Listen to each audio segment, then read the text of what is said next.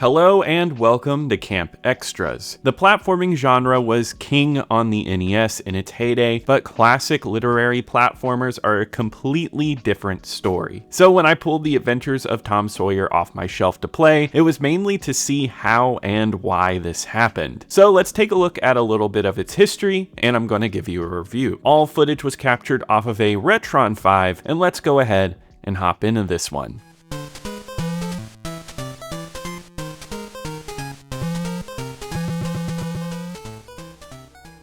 The Adventures of Tom Sawyer was a novel written in 1876 by the great American writer Mark Twain. This novel and its sequel, Adventures of Huckleberry Finn, would go on to be classic novels for many. Since then, the amount of adaptations of Tom Sawyer are insane, with plenty of silent films, sound films, TV shows, cartoons, plays, and comics. Truly, it's a touch point in American history, which of course comes with stereotypes of the time, yet its historical importance still stands, though I can find no clear explanation of why the publisher Sega or developer Winkysoft chose this property for a video game. It just seems Japan was interested in Mark Twain's works for a long time, adapting a lot of his works into television commercials and multiple anime series, with the Raft Adventures of Huck and Jim, along with the 1980s 49-episode adaptation of Tom Sawyer on Masterpiece Theater, which was an anime series covering important literature. Not that this really connects to our game, but it still points to cultural reasons for the existence of two Tom Sawyer games. And yes, in 1989, Tom Sawyer saw two NES adaptations in Japan, one being an RPG from Square that never went stateside. Instead, here we got The Adventures of Tom Sawyer,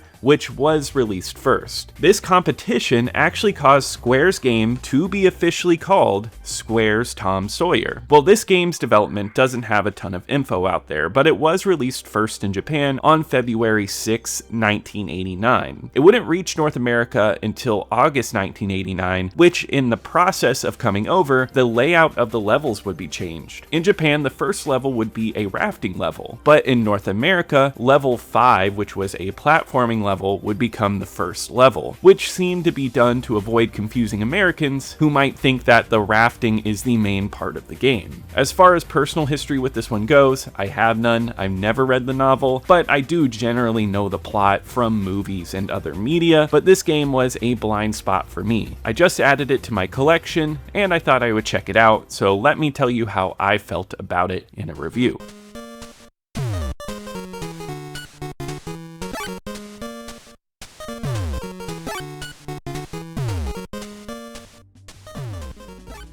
The plot is presented here in a short cutscene, just showing Tom Sawyer falling asleep at school and drifting off, and this game is his dream adventures. The plot is light like most NES games, but the cutscene does do a nice job of setting up the game, so I do appreciate that. Each of the 6 levels is some type of wild adventure for you to take with Tom Sawyer, and for the most part it is a plain platformer except for one level. You do get multiplayer here, but each player takes turns to see how quickly they beat a level, and the winner is determined by who finished the game fastest. If you have played a classic platformer for this console, you know exactly what you're going to get, as this does not attempt to change any formula. In this game, Tom Sawyer can move and jump. The controls on this feel absolutely fine and accurate. You also get a rock that you can throw that has a slight arc to it, yet it's only slight, and I never felt any type of frustration with it. And that's about it though, and from the first level you will be surprised by how basic this all is. You walk to the right, jump over some rolling barrels, shoot and avoid birds, and various other enemies that pop up. It's a one-hit kill kind of game, so if anything touches you, it's over. So it becomes a trial and error experience, inching a little closer at a time and seeing what happens till you die. Then you go back with what you've memorized and you keep going. And it has unlimited continues, so I never found it so frustrating that I wanted to stop playing. Yet I do think it makes for uninteresting gameplay when you just inch forward and stop constantly, so you can see what's ahead of you a little bit at at a time. It's not the best and most entertaining way to play a game, and it makes the gameplay feel a bit slow. All you have to do is shoot and kill. You do sometimes jump, but it's not challenging platforming. You just jump to different levels to kill different enemies. This game is doing nothing inventive or interesting. Not only in the first level, but in all the other ones. There are at least plenty of new enemies in each level. This game is packed with old platforming classics like spiders, birds, bats, ghosts, and ghouls. Each level is themed and brings a new mix of enemies to take on. Yet all you get is rock, and sometimes you can pick up a power-up to shoot straight. Yet I actually like the arc better, and I think it worked better on most enemies, so I ended up skipping the power-up. Also, you do get pickups off of enemies, and if you get 20 of those, you do get an extra life. The game mainly suffers from just being okay, doing the bare minimum without being bad. It was never really frustrating, but never that interesting. Yet, the second level, which is a top-down shooter raft level, is great. Here you ride on a raft and shoot at incoming enemies as they come at you. Not saying this is anything groundbreaking,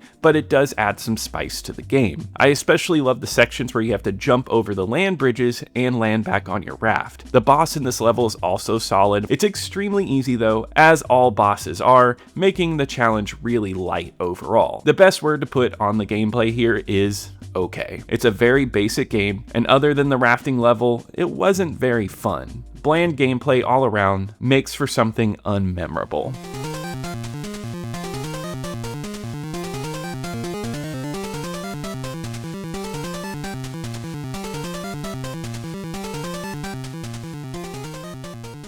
The audio in Tom Sawyer is absolutely fine once again. I found a lot of the music to be nice for an NES game, and it settles into the background nicely. These compositions are relaxing, but never offer much to stand out against some of the best songs on the console. Though I did really enjoy the boss battle music. This is an almost tropical vibe, and the way it swings through its melody was really nice. Not stressful at all like you'd expect from boss battle music. The sound effects have a cutesy simplicity where little noises pop in for attacks and certain enemies. Truly, nothing stood out to me, but in a way that's fine. You don't want any noises that are annoying or egregious or out of place, allowing the sound design to slip neatly into the background. Visually though, I found Tom Sawyer to be a bore. I was surprised when I first popped this on and found out this was an NES release from 1989. Tom Sawyer has a vibe of an early NES launch title. These are plain colors and levels like the pirate ship where nothing interesting's going on. Tom's sprite is simplistic and tired,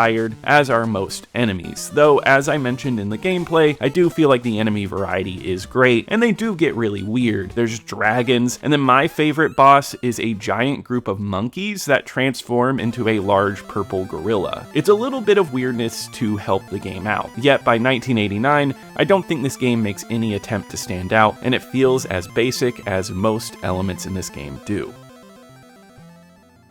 The Adventures of Tom Sawyer is one of the most okay games I've ever played here at Camp Xtras or Camp Xbox. It plays fine for a platformer, and there is nothing inherently wrong with it, but it never strives for anything more. The visuals are bland, the sound isn't a standout, and other than an interesting raft level, the gameplay is a been there done that situation. So it's pretty bland, so I do not recommend seeking this one out, but if you ever end up playing it, you won't really hate it. So I call this a very middle of the road game. I have now played 2 NES games here at Camp Xtras, and this one is going to go above Puss in Boots. That one was bland, but didn't have any entertainment value. It was extremely easy and poorly designed, making for a much worse experience than Tom Sawyer. Looking back, not a lot of outlets reviewed this game, and it's not listed on Metacritic, but looking at Nintendo Power, they gave it a fluffy review just describing the game and saying that reading the book would help you enjoy the game, which I highly doubt. They gave it a 3 out of 5 on graphics, 3 on gameplay, 2 on challenge, and 2 on fun. So I'd say that's not a very good review at all. A lasting impact section for this game doesn't seem great because it barely has any. This game seemed to have dropped and went nowhere. You can find modern reviews reviews online, but many seem to agree that it is an average game unless you're nostalgic for it. Tom Sawyer as a game just seems to have no impact. The publisher Sega, though, would move on just fine and lasted till around 2009, putting out plenty of titles in Japan along the way. The developer Winkysoft did much the same, putting out plenty of Japanese titles, and they eventually filed for bankruptcy in 2015. Tom Sawyer just kind of sits there as an odd NES game that feels like a game that you would just click on and play when you have a ton of NES ROMs to go through. On Backlogged, 82 people have claimed to have played it, but it holds a low 2.1 out of 5 average, which a few reviews mirror much of my same feelings that I've conveyed here. But have you ever played this game? If you played it, let me know in the comments if you loved it or hated it. Everybody's opinion is important. Let me know what games you'd love to see me cover here on Camp Xtras. I would love to hear from you. Be sure to subscribe to keep up with more videos like this, and check out my main channel, Camp Xbox, for Xbox videos. And I'll see you here next time at Camp Xtras.